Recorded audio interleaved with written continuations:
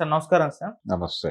Sir Allu Arjun గారి పైన శాంతి ప్రసాద్ సింగలూరి అనే ఒక జనసేన అడ్వకేట్ తీవ్ర స్థాయిలో విరుచుకుపడ్డారు సార్. అంటే రేవతి అని ఒక మహిళ చనిపోయింది కదా! ఆమెకు అల్లు అర్జున్ గారు 25 లాక్స్ కాంపెన్సేషన్ ఇచ్చారు. అండ్ ఇంకా హెల్ప్ కావాలన్నా చేస్తామన్నట్టుగా ఆయన భరోసా ఇచ్చారు.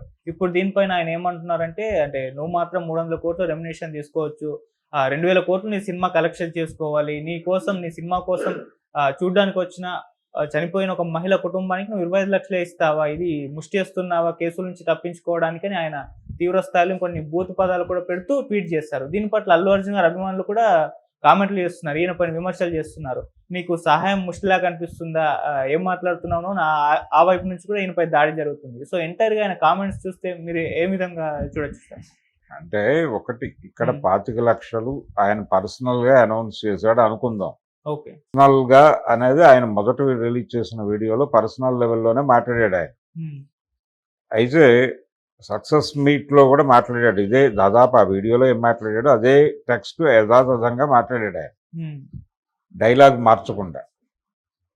కానీ అక్కడ మాట్లాడుతున్నప్పుడు మేము అనే మాట దొర్లింది. మేము అంటే ప్రొడక్షన్ హౌసు, ఇతర వ్యవహారాలు అన్నీ కలిపి. ఓకే. సో పర్సనల్ లెవెల్‌లో 25 లక్షలు ఇస్తున్నాడా? లేకపోతే టోటల్‌గా ఫరం నుంచి ఈ 25 లాక్స్ పెడుతోందా అనేది ఒకటి. వాళ్ళకి ఎప్పుడు ఏ సహాయం కావాల్సి వచ్చినా నేను నిలబడతాను అని మొదటి వీడియోలో అన్నాడు. మేము నిలబడతాం అని రెండో వీడియోలో అన్నాడు. దీంతో వీళ్ళతో లింక్ అయ్యి టోటల్గా మైత్రి మూవీ మేకర్సు ఇతరులు అందరూ కలిసి ఈ 25 లాక్స్ ఆ ఫ్యామిలీకి ఇస్తారా అనేది ఒకటి. 300 కోట్లు తీసుకున్నప్పుడు మరీ ఇంత తక్కువ అమౌంట్, దానిలో 5 లాక్స్ 10 లాక్స్ ఇన్ని ఉంటే అదేమిటి అని ప్రపంచం మాట్లాడవచ్చు. కానీ దాని మీద క్లారిటీ లెవెల్ ఎవరి షేర్ ఎంత, నిజంగానే 25 అందరూ కలిసి ఇస్తున్నారా, ఆయన పర్సనల్లా అనే దాని మీద క్లారిటీ లేదు. రేపు వెళ్ళి ఇస్తే ఆయన తెలుస్తుంది ప్రపంచానికి. ఈలోపు మైత్రి వాళ్ళు ఏదైనా అనౌన్స్ చేస్తే చేయొచ్చు. చేస్తే ఈ మేము అనేది వాళ్ళు లింక్ అయ్యి లేరు, ఎవడి గొడవ వాడిదే అనేది ప్రపంచానికి అర్థమవుతుంది. అయితే ఒకటి మాత్రం వాస్తవం, ఆ మరణానికి బాధ్యత వహించాల్సినటువంటి అవసరం ఖచ్చితంగా సినిమా టీంకి, పిఆర్ టీంకి ఉంటుంది. అల్లు అర్జున్కి కూడా రెస్పాన్సిబిలిటీ బలంగానే ఉంటుంది. ఆయన మాట్లాడినంత వేగ్గా లేదు సీన్. వాళ్ళు వాంటెడ్గానే సినిమా మీద ఒక హైప్ క్రియేట్ చేయటానికి, జనాల్ని ప్రవోక్ చేయటానికి మాత్రమే అక్కడికి అభిమానుల్ని రమ్మన్నారు. రమ్మనాల్సిన అవసరం ఏమిటి అనేది ప్రధానమైనటువంటి అంశం ఇక్కడ. మీరు పిలిచాక మీ అభిమానులు వచ్చాక కదా తొక్కిసలాట జరిగింది. నార్మల్గా ఉంటే ఎందుకు జరుగుతుంది? ఆయన అంతకుముందు కూడా నేను చాలాసార్లు వెళ్ళాను, చాలాసార్లు వెళ్ళుండొచ్చు. కానీ ఈ లెవెల్ బిల్డప్ ఇవ్వాలి మీరు. నార్మల్గా లోపలికి వెళ్ళి చెయ్యి ఊపారు, లోపల కూర్చొని ఇంటర్వెల్లో చెయ్యి ఊపారు తప్ప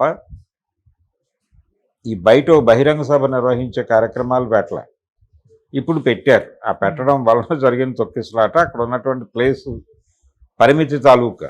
అక్కడున్న ప్లేస్ ఎంత, అక్కడ మీరు చేసే విన్యాసాలు తట్టుకునేంత ప్లేస్ ఉందా, ఇవన్నీ కూడా క్యాల్కులేట్ చేసుకోవాలిగా. మీరు ప్రసాద్ ఐమాక్స్లో పెట్టుకుని ఆ పక్క స్థలంలో చేతులు కాళ్ళు ఊపినా ఎవరు పట్టించుకోరు, ఏదో అలా నడిచిపోతుంది. కానీ ఇది వేరు, సంధ్యా థియేటరు దాని కండిషను వేరు. అందుకని అక్కడ డిజైన్ చేసిన వాళ్ళందరూ నిర్మోహమాటంగా క్షమాపణలు చెప్పుకోవాలి ప్రపంచానికి. ఆవిడ ఒక్కతే చనిపోయారా, లేకపోతే ఇద్దరా ముగ్గురా అన్నది కాదు క్వశ్చన్. ఒక మనిషి చనిపోయే పరిస్థితి మీరు క్రియేట్ చేశారన్నది మీరు కన్ఫెస్ అయితే ప్రపంచం మిమ్మల్ని క్షమించే అవకాశం ఉంటుంది. అది తప్ప మిగిలినవన్నీ మాట్లాడుతున్నాడు ఆయన. కాబట్టి చాలామంది గాయపడ్డారు. అల్లు అర్జున్ అక్కడ విడిగా చేసిన వీడియోలో కానీ ఆయన తర్వాత చేసినటువంటి ఉపన్యాసంలో కూడా నాకేదో గర్వం ఉందని అనుకోకండి, అంటే నన్ను తీసుకెళ్ళి అక్కడ కూర్చోబెట్టాడు సుకుమార్ అని చెప్పి, ఇదేదో గర్వంతో చెప్తున్న మాట అనుకోకండి అన్నాడు. అని మీరు చెప్తే కుదరదు. మీరు గర్వంతో ఉన్నారు, మీరు గర్వంతోనే బిహేవ్ చేస్తున్నారని ప్రపంచం అనుకుంటోంది ఆల్రెడీ. అందుకని కొంచెం తగ్గి కన్ఫెస్ అయ్యేవాడు వినయంగా ఉండాలి. ఆ కన్ఫెషన్ అనే దానిలో వినయం కంటే కూడా కమాండ్ ఎక్కువ కనిపించింది. ఈ కనిపించటం మీద ఎక్కువ చర్చ జరుగుతోంది, ఏమిటి అలా చేశాడని.